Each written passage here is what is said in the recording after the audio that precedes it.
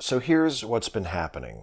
On May 7th, Jeff Sessions, United States Attorney General and head of the Justice Department, and Thomas Homan, Director of Immigration and Customs Enforcement, announced a new zero-tolerance policy for dealing with undocumented immigrants who are apprehended after crossing the border into the U.S. Under the new policy, everyone who crosses the border who can be prosecuted will be prosecuted. This is a significant change in the enforcement of American immigration law, despite the hysteria the issue of undocumented immigration provokes in certain quarters. Illegal entry into the United States is a misdemeanor and was rarely prosecuted under previous administrations. One of the consequences of the zero-tolerance policy has been the forced separation of parents from children. When an undocumented adult is charged with a crime, they enter the criminal justice system. And if they crossed the border with children, those children are, from that point on, treated as unaccompanied minors and taken to a detention facility. Since the zero-tolerance policy went into effect, the Department of Homeland Security estimates that nearly 2,000 children of undocumented adults have been separated from their parents. Faced with outrage from all sides, the Trump administration has defended its actions using its preferred tactic, flagrant dishonesty. While the Attorney General has insisted he's only enforcing the law and invoked the holy scripture of his religion to justify doing so in this instance, Trump himself and his surrogates have blamed the situation on the Democrats and claimed it is the responsibility of Democrats in Congress to end this inhuman practice by changing the law. But, a reasonable person might ask, aren't the Republicans currently holding majorities in both houses of Congress?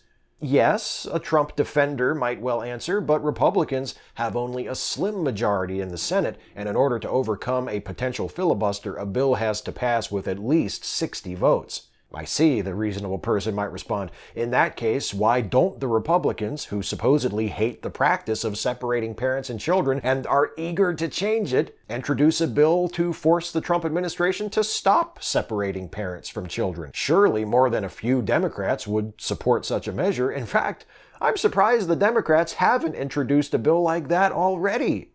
The Trump supporter might reply, eyes shifting nervously to the side. Those darn Democrats. Of course, the Democrats have introduced a bill to end the forced separation of families at the border, even though, and I can't stress this enough, no legislative fix is necessary. The Trump administration implemented the practice and could halt the practice anytime it wants. The Democratic bill is called the Keep Families Together Act, and it has garnered unanimous support from Democrats in the House and the Senate, and, as of this recording, no support from congressional Republicans. Why aren't Republicans, who say they hate the forced separation of parents and children, supporting a bill to stop it? They have their own bill to stop it. Okay, great. So if Democrats and Republicans both hate the practice and they both have bills to stop the practice, why can't they come together, reach a compromise, and pass a bill forcing Trump to stop the practice of separating families at the border? Care to take a guess as to what one of the major differences between the Republican and the Democratic proposals is? If you didn't know it already, I bet most of you guessed it. The Republican proposals contain billions of dollars in additional funding for Trump's cherished pet project, the border wall. Remember the wall that Trump swore repeatedly during the campaign that Mexico was going to pay for? He's currently holding thousands of children hostage to convince the United States Congress to keep paying for it. The border wall is a joke, a boondoggle in the making, and it's being sold to the American people under a false premise.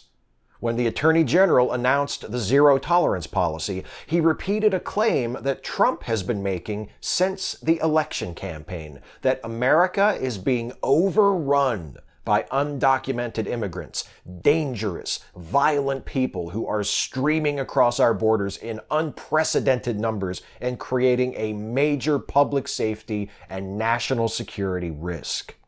That is false.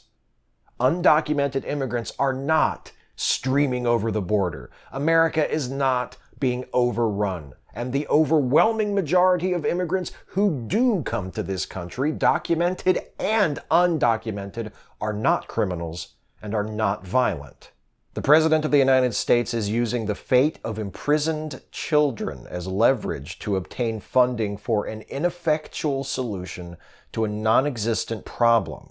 Trump has vilified immigrants, and specifically non-white immigrants, from the very day he began to run for president. His campaign and his administration have been driven by xenophobic fear-mongering and racist lies, and now we see the results. To some of us, those results are shocking. To some of us, they are sadly familiar. But whatever our particular reactions have been, many of us have one thing in common: we're angry. What I would like to suggest to you is that you do something productive with that anger, if you are not doing so already.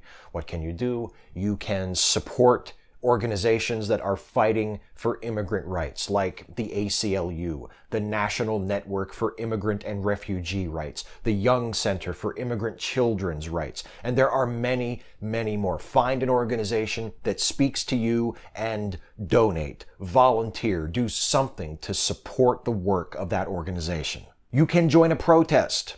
Is there one happening near you? Can you make it? Go. Raise your voice, make a noise, show Trump, show the Justice Department, show ICE, show everyone who is responsible for creating and carrying out and supporting this indefensible policy that you are willing to get up and do something. Set an example for everyone who could be protesting but isn't. Show them what they should be doing. You can hold your elected representatives accountable. This is an election year. I hope I don't have to remind you. Go to town hall meetings. Go to candidate forums. Listen. Ask questions. Get the candidates on the record. Will they fight Trump? Will they vote to end his racist, discriminatory policies? Will they stand up against his inhumane treatment of immigrants? Most importantly, vote. Showing up to protests and candidate forums is great, but it won't count for a damn thing if you don't show up to your polling place on election day. Vote for candidates who will protect immigrants and children. Vote for candidates who will deny Trump his support in the legislative branch. Vote for candidates who will support the Mueller investigation and other efforts to hold Trump and his associates accountable for their crimes and their corruption. Vote for candidates who are willing to openly support impeachment, if you can find any. Election day is still several months away, and we can expect a lot more depressing and discouraging things to happen between now and then. So take that anger that you feel right now, that anger that wells up in you when you look at images of children being placed in detention camps while their parents are prosecuted for misdemeanors, that anger that you feel when you see the President of the United States and his administrative officials lying to cover their bigotry and their brutality. Take that anger and hold tight to it. Hold it until Election Day. Hold it longer. Hold it until Trump and Pence and Sessions and the rest of those evil bastards have been chased from office. Hold it as long as you can stand it. And when you finally have to let it go and take a break for your own health, for your own peace of mind, do it. Take a break, put it down, step away, but don't forget it. Because Trump, his administration, and his supporters are not a passing phase. They and the prejudice and ignorance they feed upon have been with us. They have been a part of us from the very beginning. In the 19th century, they ripped the children of Native Americans and enslaved African Americans away from their parents to be sold or re-educated. And even though the zero tolerance policy and the practice of forcibly separating parents and children is a recent development, detention facilities for undocumented immigrants are not. The institutional mistreatment and dehumanization of people of color is nothing new. It's part of our heritage as Americans. Shameful, undeniable, and so far, undying. So hold tight to your anger and use it as long as you can. And when you do put it down, keep it close, because you will need it again.